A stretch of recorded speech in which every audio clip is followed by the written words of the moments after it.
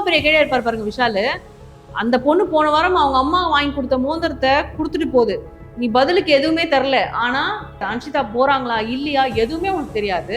Friday நைட்டே வந்து நீ உன் கையில இருக்கிறத கைட்டி அவங்களுக்கு போடுற அளவுக்கு உனக்கும் அவங்களுக்கும் பாண்டிங் இருக்கு.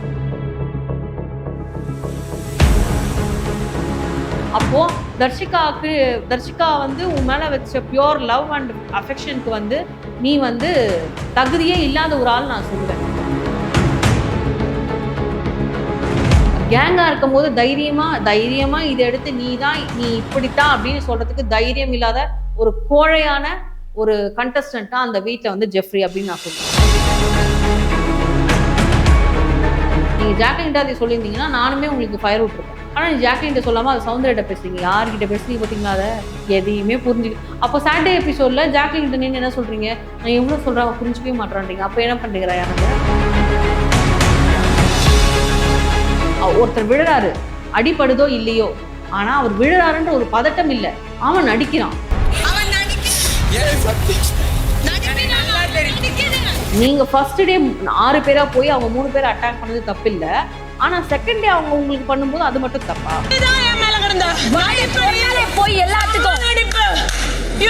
அது பாருங்களேன், ரயான் இப்படி இழுக்கிற நேரம் அந்த பொம்மையை இப்ப பயங்கரமா புஷ் பண்ணி தள்ளி விட்டு. அப்போ அந்த அளவுக்கு உன்னால அங்க வந்து இருக்க முடியுதுன்னா அப்ப நீ அதுக்கு முன்னால பண்ணது ஆக்டிங்.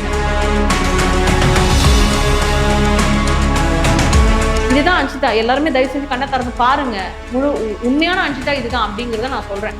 அவங்களுக்கு விட்டு கொடுத்தா நடிகா, சூப்பர் நடிகா, உலகலாம் முடியாது. கிட்டத்தட்ட 11 வாரமா இந்த ஷோ இருக்கு. 11 வாரமா ஒருத்தவங்க நாமினேட் ஆகுறாங்கன்னா அவங்க எந்த அளவுக்கு உள்ள நெகட்டிவா ஃபேஸ் பண்ணிருப்பாங்க. உண்மையாவே சௌந்தர்யாவுடைய கிளாப்ஸுக்காகவும் பழகி இருந்தா அவங்க சௌந்தர்யா பேரை சொல்லிட்டு போயிருக்காங்க. சொல்லலையே அப்படி ஜாக், ஏன் சொல்லல?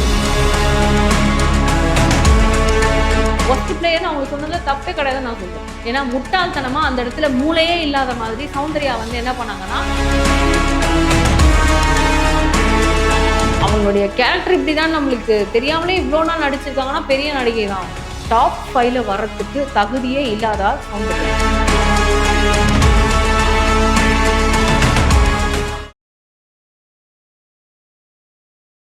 Hi, hello, welcome to Bigg Boss wishes Priya.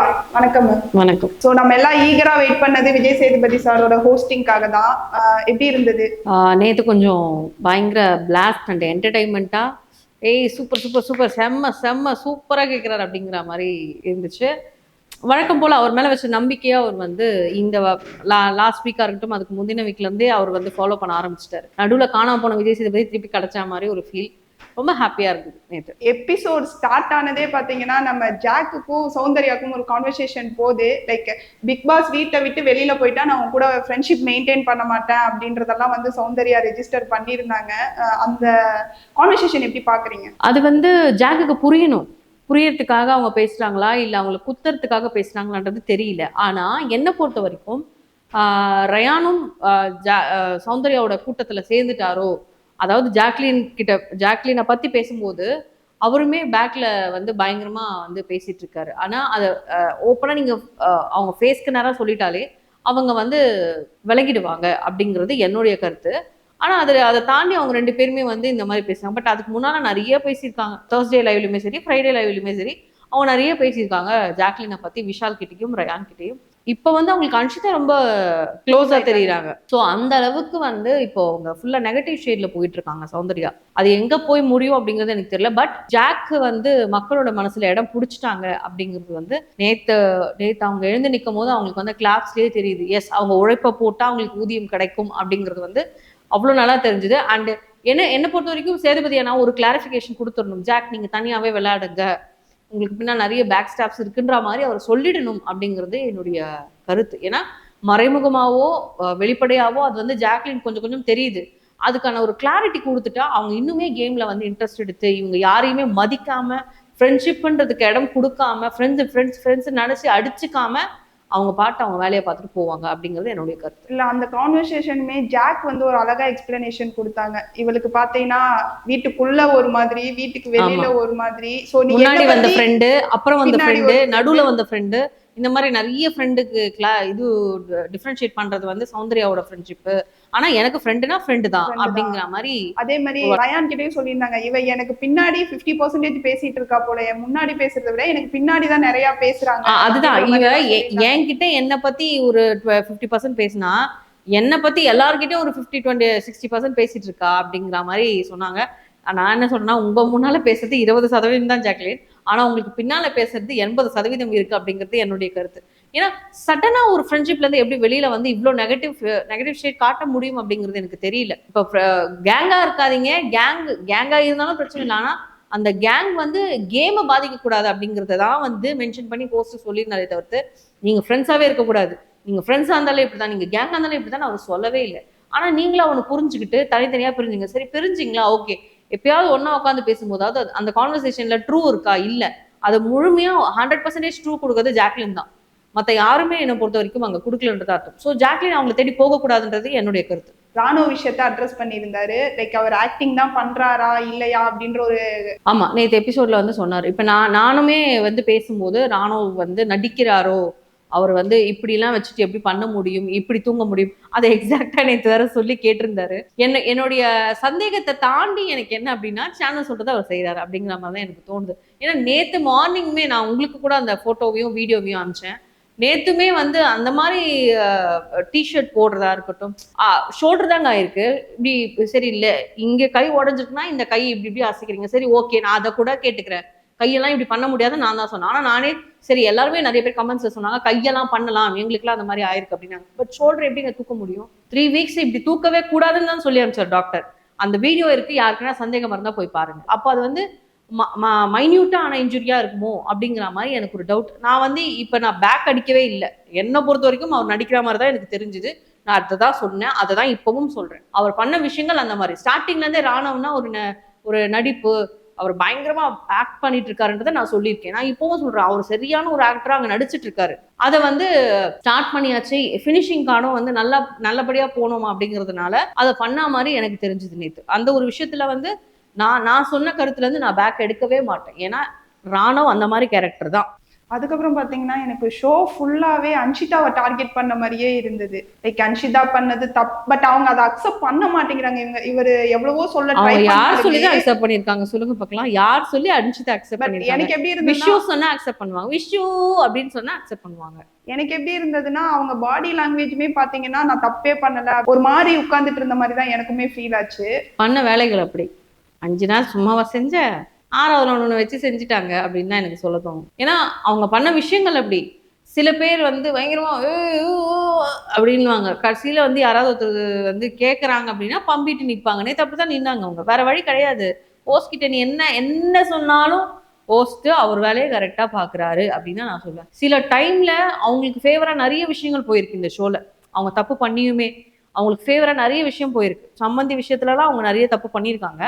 ஆனா அவங்க சாப்பாடு போடுறாங்கன்னு ஒரு காரணத்துக்காக, சாப்பாட்டுல அப்படி பண்ண மாட்டேன்னு அழுததுக்காக, அவங்க அங்க ஒரு ஆக்டிங்க போட்டதுக்காகவே அந்த விஷயம் வந்து மறைக்கப்பட்டது, ஃபுல் அண்ட் ஃபுல் வந்து சாச்சனா சைடு திரும்பிச்சு அப்படிங்கிற மாதிரி அப்பவே எனக்கு ஒரு தாட் இருந்துச்சு. அதை தான் நான் சொன்னேன். அப்பவுமே அப்படிதான் சொன்னேன், இப்பவுமே அப்படிதான் சொல்றேன். அவங்க வந்து ஒரு நல்லவ வேஷம் போட்டு, ஜாக்லின் சொல்ற மாதிரி தான் நல்லவ வேஷம் போட்டுக்கிட்டு இருக்காங்க அங்க. அது வந்து கொஞ்ச நாள் காப்பாற்றப்பட்டது, இப்போ வந்து வெளிப்படையா எல்லாருக்கும் தெரியுது. என்ன பண்ணாலும் பாசம் அப்படின்ற ஒரு வலைக்குள்ள எல்லாரையும் விழ வச்சிருவாங்க அப்படின்னு ஜாக்லின் சொல்லியிருந்தாங்க. ஆமா, அவங்க சொன்ன ஜாக்லின் சொன்னதும் கரெக்ட் தான்.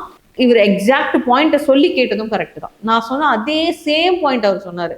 நீங்க ஃபர்ஸ்ட் டே 6 பேரா போய் அவங்க 3 பேரை அட்டாக் பண்ணது தப்பு இல்ல, ஆனா செகண்ட் டே அவங்க உங்களுக்கு பண்ணும்போது அது மட்டும் தப்பா? அது கரெக்ட் தானே அவர் கேட்கறது? அதுக்கு அவங்க கிட்ட ஆன்சரே இல்ல. இருக்காது, எப்படிங்க இருக்கும்? நீ செகண்ட் டே தான் நான் பிராண்ட் பண்ண, ஃபர்ஸ்ட் டே மஞ்சரி நினைச்சிருந்தா ஏன்டா 6 பேரை வந்து எங்க அட்டாக் பண்றீங்க அப்படின்னு அவங்க ரெஜிஸ்டர் பண்ணிருக்க முடியும். ஏன்னா அவங்க நடிகை, அவங்க வந்து பொய் சொல்றாங்க அப்படின்னு சொன்னாங்க இல்லையா? அப்படி சொல்றவங்க அதை ரெஜிஸ்டர் பண்ணிருக்கலாமே ஃபர்ஸ்ட் டே. மஞ்சரி அவங்க அதை கேமா பார்த்தாங்க, கேமா எடுத்துட்டு போனாங்க, அதனால அவங்க எதுவுமே அவங்க பேசல. ஆனா அவங்க கிட்ட இருந்த ஒரு முயற்சி என்ன தெரியுமா? முத்துக்குமரன், தீபக் அண்ட் மஞ்சரி கிட்ட இருந்த ஒரு ஸ்ட்ராங் என்ன தெரியுமா? அவங்களோட கோட்டையை தரமட்டமாக்கிட்டாங்க. ஆனா அடுத்த ரவுண்ட்ல எப்படி விளையாடணுமோ அப்படி விளையாடி ஒரு பாதி எடுத்துட்டு வந்துட்டாங்க. அவங்க முடிக்கும் போது ஜாக்லின் டீமுக்கும் முத்துக்குமரன் டீமுக்கும் ஒரு 20 கல்லு தான் வித்தியாசம் இருக்கும். அப்போ அந்த அளவுக்கு கொண்டு வந்திருக்காங்கன்னா அவங்க அவ்வளோ ஸ்ட்ராங்கா விளையாடி இருக்காங்க. ஆனா பிசிக்கலா தான் விளையாடிருக்காங்க, உங்களை மாதிரி கீழ்த்தனமா விளையாடல அப்படிங்கிறது என்னுடைய கருத்து. எனக்கு எப்படி இருந்ததுன்னா, இப்ப அன்ஷிதாவை ரோஸ்ட் பண்ண அளவுக்கு சௌந்தர்யாவை பண்ணலையோ அப்படின்ற மாதிரி இருந்தது. லைக் ராணவ் விழுந்தப்போ ஒரு ஆக்டிங் ரொம்ப ப்ரொஜெக்ட் பண்ணது வந்து சௌந்தர்யா தான். சோ இனிமே அவங்க அந்த கருத்தை ஸ்ட்ராங்கா சொல்லலையோ அப்படின்ற மாதிரி இல்ல. சௌந்தர்யா பேசின அளவுக்கு அதையும் தாண்டி தான் வந்து அன்ஷிதா பேசினாங்க. பயங்கரமா அவங்க தான் ஃபர்ஸ்ட் ஸ்டார்ட் பண்ணதே அவங்க தான்.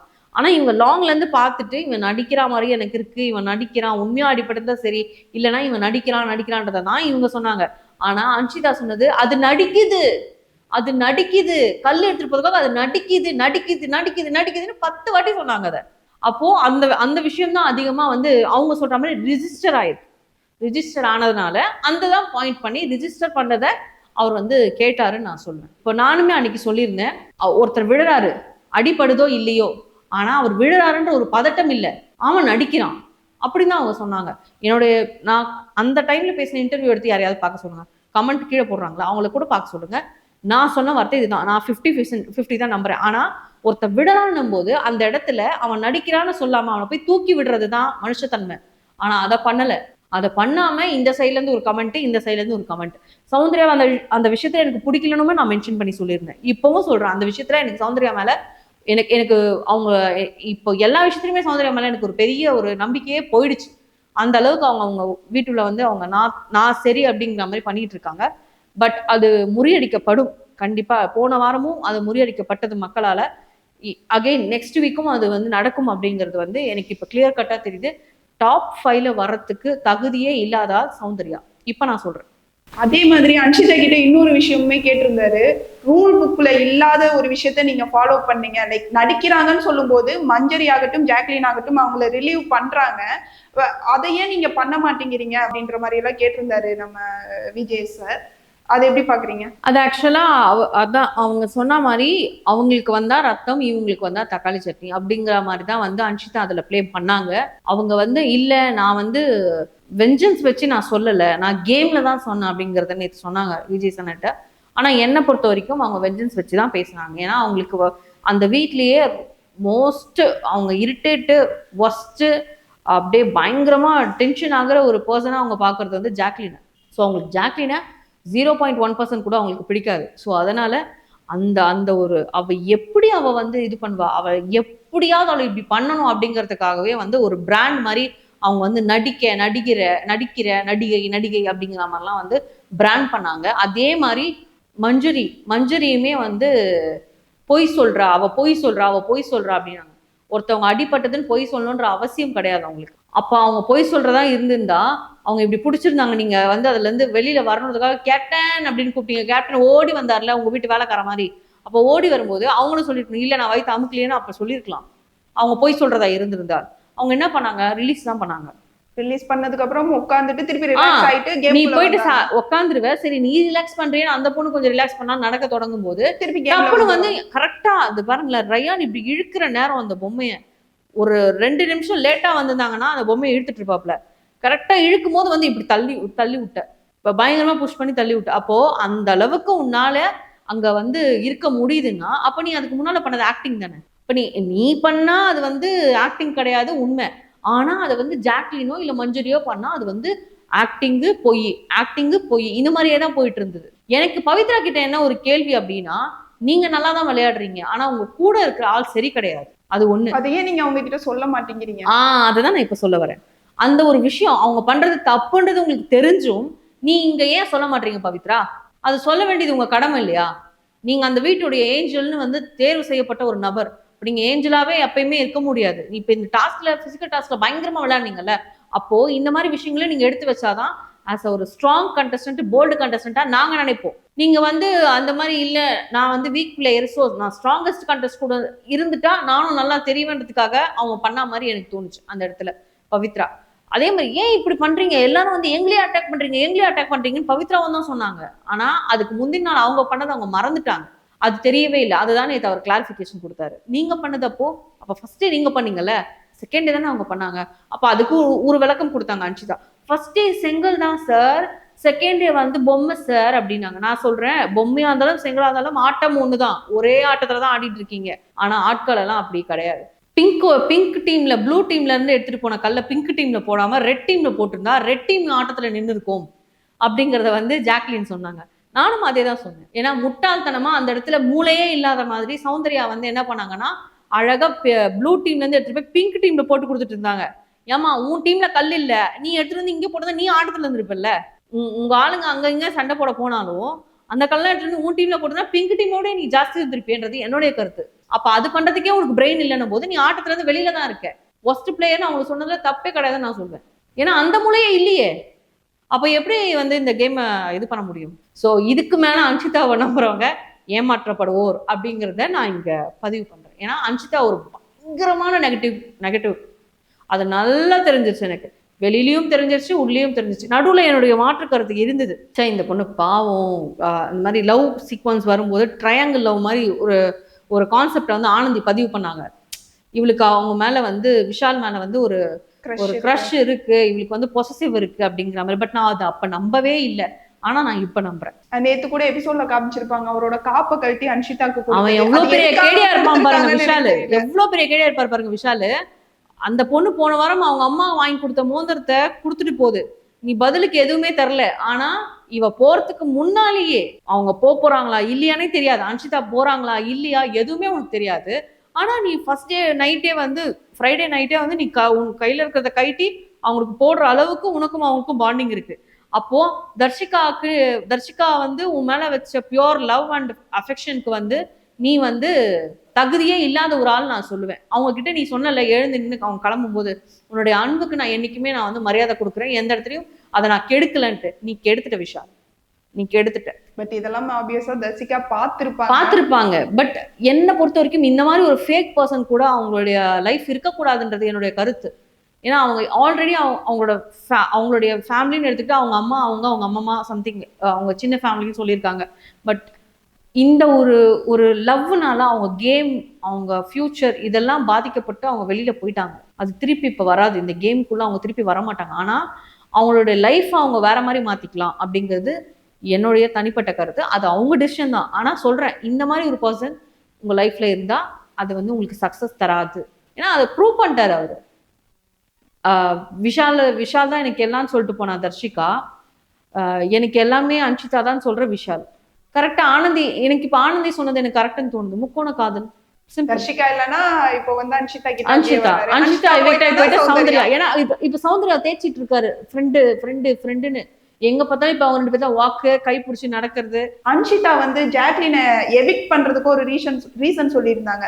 லைக் சௌந்தர்யாக்கு கைத்தட்டல் வர்றதுனால ஜாக்லின் வந்து சௌந்தர்யா கூட போறாங்க அப்படின்னு. இப்ப வந்து சௌந்தர்யா கூட விஷால் வந்து புதுசா ஒரு ரிலேஷன்ஷிப். இப்ப நான் அததான் சொல்ல வந்து நீங்க அதுக்கு என்ன சொல்லுவாங்கன்னு தெரியல. இப்ப சௌந்தர்யாக்கு நிறைய கிளாப்ஸ் வருது, அதனாலதான் விஷால் வந்து சௌந்தர்யா கூட இருக்காங்க. இதுதான் உண்மையான ரீசன்.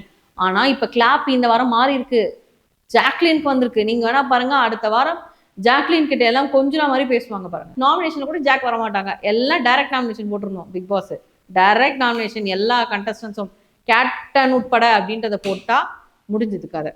விஜய் சேதுபதி சார் ஒரு கொஸ்டின் கேட்டிருப்பாரு, லைக் இந்த ஸ்ட்ராட்டஜி யூஸ் பண்ணி அவங்க இந்த வீட்டுல டிராவல் பண்றாங்க அப்படின்னா என்ன ஸ்ட்ராட்டஜின்னு சொல்லுங்க அப்படின்னு. அதுக்கு ரயான் கொடுத்த எக்ஸ்பிளனேஷன் எக்ஸாக்டா நம்ம என்ன ஃபீல் பண்றோமோ அதே கொடுத்திருந்தாருன்னு நினைக்கிறேன். லைக் ஜெஃப்ரியை பத்தி சொல்லியிருந்தாரு, கிளாப்ஸ் பார்த்து லைக் பவிக்கு கிளாப்ஸ் வந்தா பவி கூட, சௌந்தர்யாக்கு கிளாப்ஸ் வந்தா சௌந்தர்யா கூட, ஸோ அப்படி மூவ் பண்ணிட்டு இருந்தாரு. அது அழகா சொல்லியிருந்தாரு. பட் அதை விஜய் சேதுபதி சார் அதை அக்செப்ட் பண்ணல. பட் ஆக்சுவலி அவர் அக்செப்ட் பண்ணுன்றதுக்காகவே ரயான் அதை சொல்லல. ஏன்னா அவர் சில விஷயங்கள் ஜெஃப்ரியோட சில விஷயங்கள்ல முழு விஷயங்களும் அவர் அக்செப்ட் பண்ணவே மாட்டார்.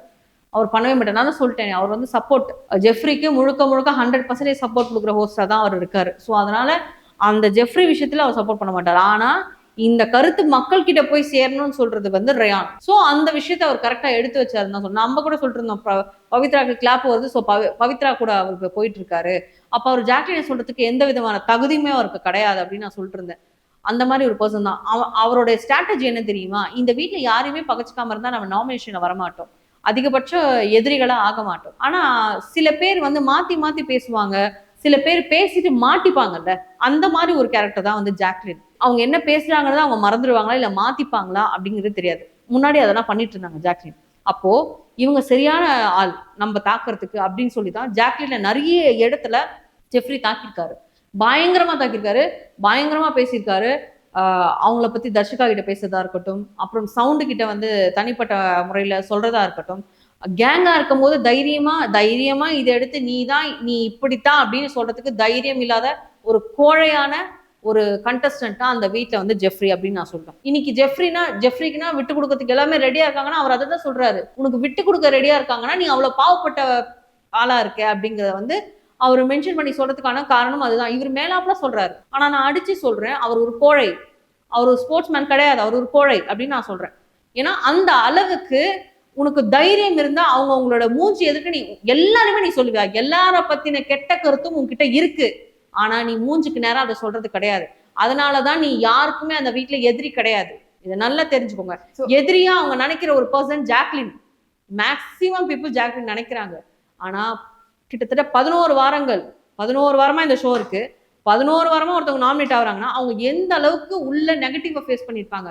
அதுக்கான பாசிட்டிவ் ரிசல்ட் தான் மக்கள் கொடுத்த ஆதரவு ஜாக்லின். அதே மாதிரி அன்ஷிதா சொல்லியிருப்பாங்க ஜாக்லின் பத்தி, லைக் லாஸ்ட் வீக் வந்து தீபக் கைத்தட்டல் வந்தனால இப்போ ஜாக்லின் வந்து தீபக் கூட சேர்ந்துட்டாங்க.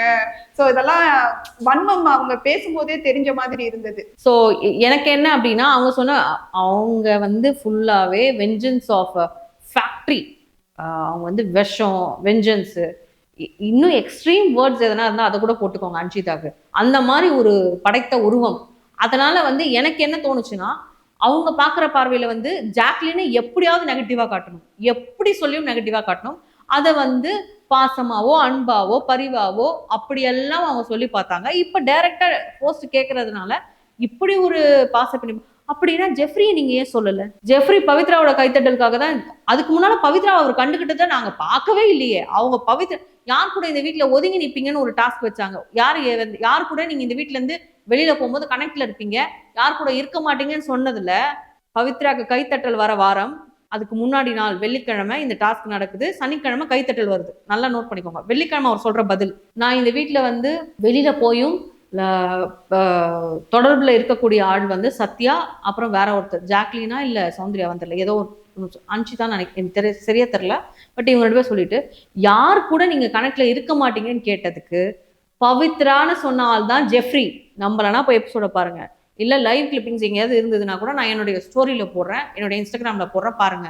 அப்படி சொன்ன ஆளு சனிக்கிழமை கைத்தட்டல் வந்ததுக்கு அப்புறம் இப்படி மாறினியே, எப்படி அது பேசிட்டு போனதுக்கு அப்புறம் அன்ஷிதா அப்புறம் ஜெஃப்ரி பவித்ரா 3 பேரும் உட்கார்ந்துட்டு ரொம்ப ஃபீல் பண்ண மாதிரி ஒரு சீன் கிரியேட் பண்ணிட்டு இருந்தாங்க. அன்ஷிதா ஃபீல் பண்ணாதடா அவங்க பேக் சைடு சாஞ்சிட்டாங்க. அவங்க ஃபீல் பண்ணல, அதாவது ஜெஃப்ரி ஃபீல் பண்ணல, அவங்க அழுக தெரியக்கூடாதுக்காக இப்படி கை வச்சுட்டு. ஆமா, அதுதான் நடந்தது. ஓகே, கோவா கேங்க ஃப்ரை பண்ணும்போது ஜாலியா இருந்ததா? அன்ஷிதாக்கு ஜாலியா இருந்ததுல, உங்களை ஃப்ரை பண்ணும்போது எங்களுக்கு ஜாலியா இருக்கு. அதே மாதிரி கர்மா இஸ் எ பூமராங். நான் திருப்பி சொல்றேன், கர்மா இஸ் எ பூமராங். அந்த கேங் வந்து பிரிஞ்சதுக்கு காரணம் எல்லாருமே தான் நான் சொல்றேன். ஆனா அதுல ஃபேக் பீப்புள்ஸ் இருந்ததுக்காகவே அதை பிரிச்சு விட்டாரு விஜய் சேதுபதி அப்படின்னு நான் சொல்றேன். இல்ல அப்படி பிரிக்காம இருந்தான்னு வச்சுக்கோங்களேன், தனித்துவமா ஜாக்லின் தனித்துவமா தெரிஞ்சிருக்க மாட்டாங்க. ஜாக்லின் இன்னுமே நெகட்டிவா தான் தெரிஞ்சிருப்பாங்க. இவங்க எல்லாம் வந்து அப்படியே வந்து ஜாக்லினை அமுக்கி வச்சிருப்பாங்க. ஸோ இன்னைக்கு வெளியில ஜாக்லின் வெடிச்சிருக்காங்க அப்படின்னா அதுக்கான காரணம் அன்னைக்கு விஜய் சேதுபதி அண்ணா கோவா கேங்க ரோஸ் பண்ணதுதான். இல்ல, கோவா கேங்க ரோஸ் பண்றதுக்கு ரீசன் வந்து அவங்க ஃப்ரெண்ட்ஷிப்காக அவங்க சொல்லல, உங்க ஃப்ரெண்ட்ஷிப்பை கேம்ல எடுத்துட்டு வராதீங்க அப்படின்ற விஷயத்தை தான் ரெஜிஸ்டர் பண்ணிருந்தாங்க. ஆனா இவங்க என்ன புரிஞ்சுட்டாங்க, தப்பா புரிஞ்சுக்கிட்டு இப்போ இவங்களோட சுயரூபம் வெளியில தெரியற மாதிரி. எக்ஸாக்ட்லி. அதாவது அவர் வந்து இந்த கேங்க இருக்க வேணாம்னு சொல்றாரு அப்படிங்கிற மாதிரி நினைச்சு, அப்பா நம்மள கேங்ல இருந்து விட்டாங்கப்பா அப்படின்னு சொல்லிட்டு வெளியில வந்த ஆட்கள் தான் சௌந்தர்யா, ஜெஃப்ரி. ரயான் கொஞ்ச நாள் இருந்தாரு, இப்ப அவருமே மாறிட்டாரு. ஓகே, அவங்க கேம் அவங்க விளையாடுங்க. ஆனா அப்படியே பல்ட் பத்தியா, இப்படி பல்ட் வச்சு அன்னைக்கு நைட்டே பவித்ரா காக்கா பூச்சப்பார். அது ஏன் அன்ஷிதாக்கு தெரியல? நான் வந்து இந்த சைட்ல தீபா அண்ட் ஜாக்லினோட அந்த ஒரு பாண்டை நான் எப்படி பாக்குறேன்னா, இவங்க அவருக்கு கை தட்டுறாங்கன்னு இவங்க சப்போர்ட் பண்ணலாம், பட் ஜாக்லினுக்கு தீபக் சப்போர்ட் பண்றாரு. ஏன் சப்போர்ட் பண்றாரு? ஜாக்லின், அதாவது தீபக்கோட பார்வை ஜாக்லினை பாக்குற பார்வை மாறி இருக்கு. இந்த மாதிரி தீபக் வந்து ஜாக்லினுக்கு சப்போர்ட் பண்ணி நான் பார்த்தது இல்லை. ஸோ ஜாக்லினுக்கு அவருக்கு சப்போர்ட் பண்ணி அவர் ஒரு 10 minutes லைவ்ல பேசினாரு ஃப்ரைடேல. ஆனா அது டோட்டலா கட் பண்ணிட்டாங்க. அது ஏன்றது எனக்கு தெரியல. ஒரு நெகட்டிவ் ஷேட்ல அந்த ரெட் கார்பெட்டை பார்த்தாங்க ஜாக்லின், அதை பாசிட்டிவ் ஷேட்ல மாத்தி உட்காந்து பேசி மாத்தி, இது உனக்கு அமைக்கப்பட்ட ரூல், இன்னைக்கு நீ ராணி, உன்னுடைய ஆட்டத்தை ஆடு, நீ சொல்ற வேலையெல்லாம் நாங்க செய்யணும், அப்படி மாத்து ஜாக் அப்படின்னு சொன்னால் தீபக். அது முத்துக்குமரன் நல்லா அட்வைஸ் பண்ணியிருந்தாங்க. முத்துக்குமரன் அட்வைஸ் தாண்டி இவர் மத்தியானம் ரொம்ப டவுன் ஆயிட்டாங்க ஜாக்லின். லைவ்ல. அப்போ அதை அழகா கொண்டு போய் மாத்தின ஒரு ஆள் தீபக். அப்படி மாத்தணும்ன்ற அவசியம் இல்லையே. ஜாக்லின் அமைதியா அழுதுட்டு இருக்க பார்த்துட்டு போகலாமே தீபக். அப்படி பண்ணியிருக்காருன்னா அப்ப என்ன அர்த்தம்? 2 பேருக்குள்ளயுமே ஒரு தனிப்பட்ட பாண்ட் இருக்கு. இதை இவங்க எபிசோட்ல போட்டிருந்தாங்கன்னா அது வந்து நேத்து இவங்க பேசும்போது மக்களுக்கு புரிஞ்சிருக்கும். அதுதான் வந்து அவங்க வந்து சொன்னாங்க, நான் பாக்குற பார்வை எனக்கு தீபக் அண்ணாவால மாறி இருக்கு, ஸோ நான் தரேன். ஆனா ஜாக்லின் உண்மையாவே சௌந்தர்யாவுடைய கிளாப்ஸுக்காகவும் பழகி இருந்தா அவங்க சௌந்தர்யா பேரை சொல்லிட்டு போயிருக்கலாமே. சொல்லலையே அப்படி ஜாக், ஏன் சொல்லல? அதுக்கான ரீசன் அவங்க உண்மையாவே தான் இருக்காங்க, அவங்க உண்மையான பாண்ட் வந்து வெளியில தெரியுது, அதுதான் ரீசன். அதுக்கப்புறம் நம்ம சௌந்தர்யா விஷால் பேசியிருப்பாங்க. சௌந்தர்யா சொல்லுவாங்க, எனக்கு இன்னைக்கு சந்திராஷ்டமம் போல, நான் வாய மூடிட்டு இருக்கணும். விஷால் என்ன சொல்லுவாருன்னா, எனக்கு இன்னைக்கு பேட் டே போல, சோ பாட்டே பாடி இருக்க கூடாது. ஒரு பாட்டு பாடினாங்களே அதுலயே சொல்லிட்டாரு பாருங்க, பாலிடிக்ஸ்னா அது உன்னுடைய டீமை நீ வசதி இன்னொரு டீம் வந்து துரோகம் செஞ்சாங்க, அதை செஞ்சாங்க, இதை செஞ்சாங்க, நீ பாட்டு பாடுவ, அதை ஏத்துக்க முடியுமா? அதுதான் நீ பாடி முடிச்சதுக்கு அப்புறம் ரோஸ் கிடைச்சது எனக்கு அவ்வளவு சந்தோஷமா இருந்தது. இங்க ரோஸ் பண்ணதுக்கு அப்புறம் அதை பாட்டே பாடி இருக்க முடியாது. நல்லா இருந்தது பாட்டு நல்லா, அந்த பாட்டுல நான் எதுவும் சொல்ல, ஆனா அதுலயுமே வஞ்ச புகழ்ச்சிதான் நான் சொல்றேன். ஒரு வஞ்சம் வச்சு நீ பாட்டு பாடுற, அது என்ன பொறுத்த வரைக்கும் எனக்கு அது விருப்பம் இல்லை. எனக்கு எப்படி இருந்ததுன்னா, ஜெஃப்ரிக்குள்ள இவ்வளோ டேலண்ட் இருக்கு, இவர் இதெல்லாம் ஷோ பண்ணாம ஒரு நெகட்டிவ் ஷேடை ஏன் வெளியில காட்டுறாரு அப்படின்ற மாதிரி இருந்தது. எங்க ஒரு ஹோஸ்ட் சப்போர்ட் பண்ணி பெண்ணு பேப்பர் வாங்கி தர அளவுக்கு பேசுறாரு, அதையும் தாண்டி நீ இதை தான் பண்ணுவேன்னா வேற எதுவும் அவர் பண்ண முடியாது, உனக்கு இதுக்கு மேல எதுவுமே சொல்ல முடியாது அப்படின்னு அவர் சொல்லிட்டாரு. ஆனா அவர் ஓப்பன் ஹார்ட்டடா உடைக்க மாட்டேங்கிறாரு. ஜெஃப்ரி விஷயத்துல ஓப்பனா உடைக்க மாட்டேங்கிறாரு. அன்ஷிதாவை கண்டிச்ச அளவுக்கு ஏன் ஜெஃப்ரியை கண்டிக்கல?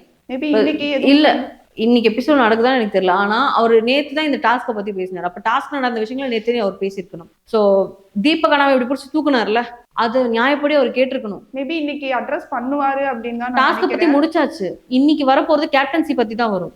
எப்பயுமே ஒரு விஷயம் தெரிஞ்சுக்கோங்க, வாரத்துல 2 விஷயம் முக்கியத்துவம் கொடுப்பாரு. ஒரு விஷயம் ஏதாவது பிரச்சனை நடக்குது, டாஸ்க்ல பிரச்சனை நடக்குதுன்னா அது சாட்டர்டே பேசுவார். சண்டேல பேசப்படுறது கேப்டன்சி அண்ட் நாமினேஷன் எலிமினேஷன் தான். ஸோ எனக்கு தெரிஞ்சு இன்னைக்கு சண்டேல வந்து கேப்டன்சி அண்ட் எலிமினேஷனை பத்தி தான் அவர் பேசணும். அண்ட் நேத்தே அந்த டாஸ்கை பத்தி பேசும்போதே தீபக் அண்ணாக்கு ஏதாவது ஒரு விஷயத்துல இது பண்ணிருக்கணும் அப்படிங்கிறது என்னுடைய தாட். அதே மாதிரி நம்ம எல்லாரும் ஒரு விஷயத்தை கேட்கணும் அப்படின்னு எதிர்பார்த்துட்டு இருந்த விஷயம் என்னன்னு பாத்தீங்கன்னா, அன்ஷிதாட்ட ஒரு டோன், பவித் கிட்ட ஒரு டோன், இந்த சைடு பாத்தீங்கன்னா ஜாக் கிட்ட ஒரு டோன். ஸோ அட்லீஸ்ட் அதையாச்சும் இன்னைக்கு ரெஜிஸ்டர் பண்றாரான்னு பார்ப்போம். இன்னைக்கு ஃபர்ஸ்ட் ப்ரோமோலயே அதுதான் வந்தது. அதான் அசின் கிட்ட ஒரு டோனு, ஜாக்லின்ட்ட ஒரு டோனுன்றத ஜாக்லினே பாயிண்டா எடுத்து வச்சாங்க ஃபர்ஸ்ட் ப்ரோமோல. அதுவே வந்துச்சு. அவர் வந்து கேட்கிறாரு, இதுக்கு உங்களுடைய பதில் என்ன அப்படிங்கிற மாதிரி ப்ரோமோல கேட்கிறாரு. எனக்கு தெரிஞ்சு இன்னைக்கு கேப்டன்சி பயாஸ்ட் அதை கண்டிப்பா பேசியிருப்பாரு. இப்போ கேப்டன்சி சரியா பண்ணலைன்னா அவங்கள பனிஷ் பண்ணலாம் அப்படின்ற ஒரு சில விஷயங்கள் வந்து பிக் பாஸ் சைட்ல இருந்து சொல்லியிருந்தாலுமே கூட அதை ஹவுஸ்மேட்ஸ் ஃபாலோ பண்ணல. அது என்ன ரீசன் எனக்கு தெரியல. இந்த வாரம் முழுக்க பயங்கர பிசிக்கலா போச்சு. கேப்டன்சி தாண்டி கேப்டனோடைய அந்த பறிக்கிறதுக்கு யாருக்குமே மைண்ட் போகல. அதுக்கான காரணம் அவங்க உடல் ஒத்துழைக்கல. பயங்கர டயர்டா இருந்தாங்க. நான் லைவ்ல பார்க்கும்போது எல்லாருமே செம்ம டயர்டா இருந்தாங்க. இந்த வாரம் ரெண்டு மீல் அமிச்சு அவங்களை காப்பாத்திருக்காங்க அப்படின்னு தான் நான் சொல்வேன். ஏன்னா சமைக்கக்கூடிய வேலையை நிறுத்திருக்காரு பிக் பாஸ். ஃபர்ஸ்ட் வந்து அந்த அரோமா ப்ராடக்ட்ஸ் ஸ்பான்சரை வச்சு அவங்க ஒரு கேம் விளையாடுறாங்க. அதுக்காக அவங்க ட்ரீட் தராங்க, டின்னர் ட்ரீட். நெக்ஸ்ட் டே வந்து சூரியனா விஜய் சேதுபதி அண்ட் சூரியனா நடிச்ச விடுதலை 2 படத்தோடைய அன்னைக்கு ரிலீஸ் அன்னைக்கு அவர் லஞ்ச் அனுப்புறதா சொல்லியிருந்தார். ஸோ அது வந்ததுனால அவங்க தப்பிச்சாங்க. இல்லைன்னா யாராலையுமே எந்த ஒர்க்கும் பண்ண முடியல. ஷோல்டர்ல இருந்து ஃபுல் பாடி பெயின் இருக்காங்க. அப்படி இருக்கும்போது இந்த தாட் அவங்களுக்கு வரவே இல்லை. மேபி ஒஸ்ட் பெஸ்ட் அப்படி சொல்லும் போதாவது அவங்களுக்கு அது தோணிருக்கணும் அப்படிங்கிறது என்னுடைய தாட்டு. பட் அது தோணவே இல்லை அப்படின்னும் போது டைரக்டா சாட்டர்டே பேசிக்கலாம் அப்படின்னு அவங்க நினைச்சிருப்பாங்க. ஏன்னா வாரம் முடிஞ்சதுக்கு அப்புறம் எடுத்து ஒரு பிரயோஜனமும் இல்லை. இது வாரம் முதல்ல இப்போ அங்க வந்து அசினுக்கு சப்போர்ட் பண்ணி அங்க பேசுறல அப்படின்னு ஜாக்லின் சொன்னாங்கல்ல, அப்பயே வந்து எல்லாரையும் கூப்பிட்டு உட்கார வச்சு ஒன்று எடுத்துருக்கணும். ஏன்னா அங்க டைம் இல்லை.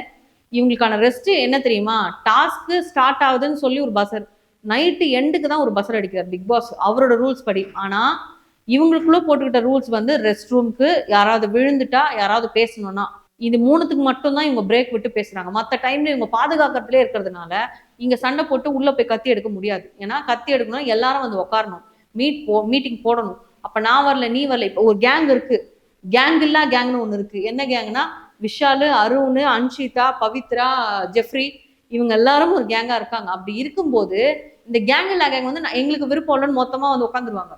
ஸோ இது அங்க எடுத்து பிரோஜனமே இல்லை. அதனாலதான் ஸ்மார்ட் மூவ் பண்ணி அதை சாட்டர்டே எடுத்து வந்து பேசுறாங்க ஜாக்லின். என்னுடைய தாட் அப்படிதான். பட் அவங்க எப்படின்னு எனக்கு தெரியல. ஒரு கூட்டம் இருக்கு இல்லையா, அதை அக்செப்ட் பண்ணலன்னா அவங்களால குத்தவே முடியாது. அதை அக்செப்ட் பண்ண மாட்டாங்கிறது எங்களுக்கு தெரியும். அதனால அவங்க இப்படி மூவ் பண்ணாங்கன்னு நான் சொல்றேன். ஃப்ரைடே நம்ம முத்து ஒரு சிறப்பான சம்பவம் பண்ணியிருப்பாரு. பவிக்கு விட்டு கொடுத்து நம்ம பிக் பாஸ் கிட்ட இருந்து ஹெவி ரோஸ்ட் வாங்கினாருன்னே சொல்லலாம். ஸோ அந்த இடத்துல வந்து பிக் பாஸ் ஒன்று மென்ஷன் பண்ணியிருப்பாரு, 75th டே எல்லாரும் கேக் வெட்டி ஸ்டார்ட் பண்ணோம் அப்படின்ற மாதிரி. ஸோ அந்த கேக் வெட்டின விஷயங்கள் பார்த்தீங்கன்னா நான் எனக்கு எபிசோட்ல வரல. ஸோ ஆக்சுவலி அங்கே என்ன நடந்துச்சு, நீங்க லைவ் பார்த்துருப்பீங்க, அங்கே என்ன நடந்தது? ஆக்சுவலாக மார்னிங் 75th டே அப்படின்றதுக்காக எல்லாருக்குமே ஒரு பீஸ் கேக் வந்திருக்கு. அதில் வந்து யாருக்கு தரணும் அப்படிங்கிறதுக்காக வந்து அதில் போட்டிருந்தது. ஸோ நீங்கள் யாரை ஃப்ரெண்டாக நினைக்கிறீங்களோ அவங்களுக்கு இந்த கேக்கை தரலாம். இந்த 75 நாள் இடத்துல நீங்கள் யார் கூட ரொம்ப க்ளோஸ் ஆனீங்களோ அவங்களுக்கு தரலாம் அப்படின்னு சொல்லும்போது, அப்போ எல்லாருமே வந்து மேக்ஸிமம் பீப்புள் வந்து அவங்கவுங்களுடைய ஃப்ரெண்ட்ஸ்க்கு வந்து கொடுத்துக்கிட்டாங்க. முத்து மஞ்சரிக்கு, விஷால் வந்து சௌந்தர்யாவுக்கு, சௌந்தர்யா வந்து விஷாலுக்கு, ரயானுக்கு, இந்த மாதிரி மாற்றி மாற்றி கொடுத்துக்கிட்டாங்க.